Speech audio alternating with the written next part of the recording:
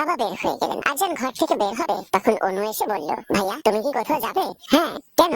আসলে আমি কলেজে যাব, আমাকে একটু নামিয়ে দেবে? আচ্ছা ঠিক আছে, তুই যা, আমি মায়ের সাথে কথা বলে আসি। ভাইয়া মা কিন্তু কিছুই খায়নি এখনো। হ্যাঁ দেখছি। আচ্ছা আমি ব্যাগটা নিয়ে নামছি। আরজান নাস্তা নিয়ে এসে দেখলো তার মা কিছু না খেয়ে বসে রয়েছে সেই কাল রাতের মতো। আরজান বলল, মা তুমি খাচ্ছ না কেন? শায়লা বেগম কোনো কথা বলল না। আরজান আজ দুদিন যথেষ্ট ধৈর্য ধরে আছে, কিছুতেই রাগ প্রকাশ করতে চাচ্ছে না, কিন্তু তার মা যা শুরু করেছে তাতে সে কতক্ষণ রাগ কন্ট্রোল করতে পারবে তার জানা নেই। আবার বলল, মা খেতে বলছি আমি। শায়লা বেগম উঠে চলে যেতে লাগলো। একে তো তার মা তার সাথে কথা বলছে না, তার উপর কাল থেকে না খেয়ে আছে। মায়ের হাত টেনে ধরে বলল, না খেয়ে কোথাও যাবে না তুমি, দুদিন না খেলে কেউ মরে যায় না। সে যেন এবার আরো হিংস্র হয়ে গেল। হিতাহিত জ্ঞান শূন্য লাগছে তার, যে মাকে সে নিজের চাইতে বেশি ভালোবাসে সে আজ তার সামনে মরার কথা বলছে। সেটা সে কিছুতে মেনে নিতে পারছে না। কি করবে কিছুই ভাবতে পারছে না। শায়লা বেগম ঘর থেকে বেরিয়ে যেতে চাইলো, আর তখন আরজান আর কিছু না ভেবে হঠাৎ বলে উঠলো, আমি বিয়ে করবো মা। মা শায়লা বেগম যেন অবিশ্বাস্য চোখে চেয়ে রইল তার দিকে। শায়লা বেগমের পা থেমে গেল, পেছন ঘুরে ছেলের দিকে চাইলো। ভিউয়ার্স, আপনাদের অনুরোধে পরের ভালোবাসা গল্পের দ্বিতীয় অংশ নিয়ে এসেছি আমরা।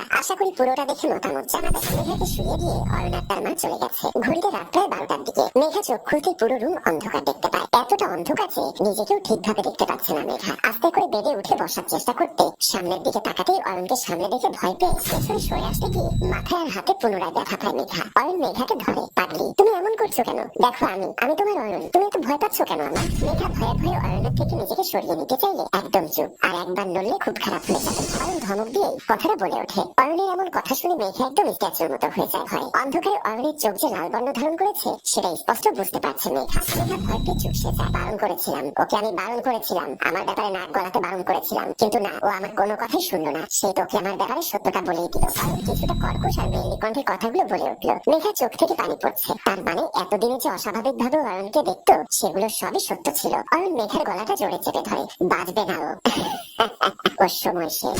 জাওবি হেসে দিল, ভাবি আপনি ভয় পেয়েছেন? না পেয়ে উপায় আছে? এমন ভাবে কেউ অভিনয় করে? ভাবি আমি তো অভিনয় করে দেখিয়ে দিলাম, কিন্তু এরপর থেকে যে আপনি লাইভ দেখতে পাবেন সেটা কি জানেন? মানে তার মানে আপনি আমার কথা এখনো বিশ্বাস করেননি। মেঘা দুহাত দিয়ে জাহবির মুখ ধরে দুগালে টিপন দিয়ে বলল, এতটা বিশ্বাস ভালো না বুঝলে। আচ্ছা আমি আসি। হ্যাঁ আম্মা হয়তো খুঁজবে আমার। কথাটা বলে মেঘা যখন জাহবির রুম থেকে বের হয়ে আসছিল ঠিক তখনই পেছন থেকে হঠাৎ কর্কশ আওয়াজে জাহবি বলে উঠল, এতটা অবিশ্বাস কিন্তু ভালো না মেঘা। মেঘা পেছনে তাকিয়ে দেখে জাহবির চোখ বড় হয়ে আছে আর কেমন যেন ভয়ঙ্কর দেখাচ্ছে জাহবিকে। এরপর মেঘাকে নাম ধরে ডাকাতে মেঘা তো অবাক। সম্পর্কে জাহবির বড় ভাবি হয় মেঘা। ভাবিকে কেউ এভাবে কিভাবে কি? জাহবি কাছে এগিয়ে আসে, অদ্ভুত ভাবে তাকিয়ে আছে। এই জাহবি। মেঘা জাহবির হাত ধরে নাড়া দেয়। জাহবি কিছু সময় পরে শান্ত কণ্ঠে মেঘার দিকে তাকিয়ে বলে, আরে ভাবি আপনি এখনো যাননি? আপনি তো সেই কখন বলেছেন আম্মা ডাক দিয়ে আমি আসি। মেঘা কিছুই বুঝতে পারছে না। এইমাত্র যে মানুষটাকেও ভিন্ন চরিত্রে দেখলো এখন আবার সে পুনরায়। ভাবি ও ভাবি কি হলো, কি ভাবছেন? কিছু না বলে মেঘা মুচকি হেসে ওখান থেকে চলে এলো। জাহবির বাসা থেকে মেঘার শ্বশুরবাড়ি হাঁটতে গেলে 2 মিনিট। বাসায় এসে মেঘা রুমে ঢুকতে দেখে